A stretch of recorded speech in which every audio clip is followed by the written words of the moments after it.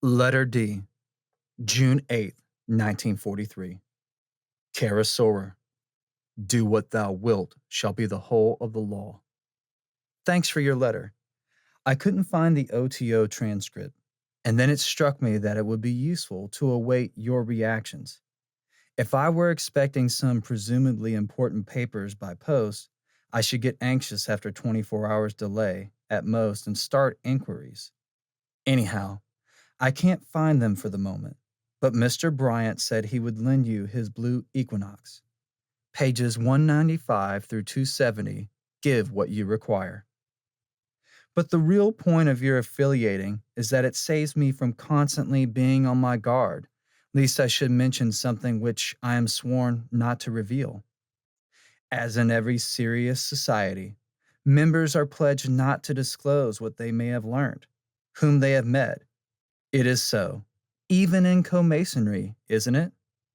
But one may mention the names of members who have died. See Liber 52, paragraph 2. Be happy then. The late John Doe, Jane Doe, was one of us.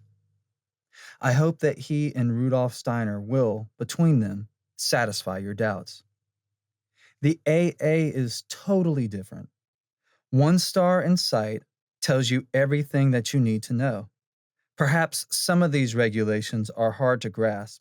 Personally, I can never understand all this bylaw stuff, so you must ask me what and why, and so on.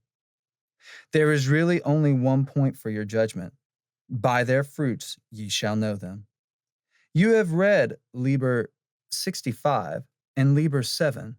That shows you what states you can attain by this curriculum.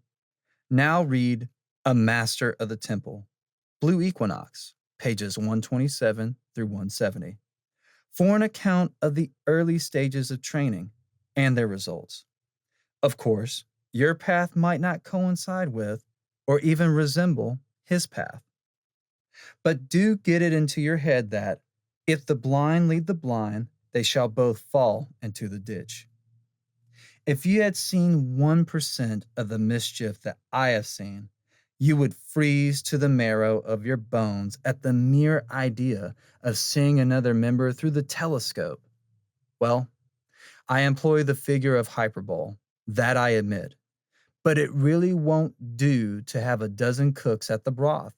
If you're working with me, you'll have no time to waste on other people. I fear your Christianity is like that of most other folk.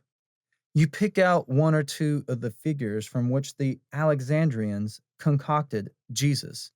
Too many cooks again, with a vengeance, and neglect the others. The Zionist Christ of Matthew can have no value for you, nor can the Asiatic dying God, compiled from Melkarth, Mithras, Adonis, Bacchus, Osiris, Attis, Krishna, and others, who supplied the miraculous and ritualistic elements of the fable. Rightly you ask, what can I contribute? Answer, one book. That is the idea of the weekly letter, 52 of yours and 52 of mine, completely edited, would make a most useful volume. This would be your property, so that you get full material value, perhaps much more, for your outlay. I thought of the plan because one such arrangement has recently come to an end, with amazingly happy results. They should lie open to your admiring gaze in a few months from now. Incidentally, I personally get nothing out of it. Secretarial work costs money these days. But there is another great advantage. It keeps both of us up to the mark. Also, in such letters, a great deal of odds and ends of knowledge turn up automatically.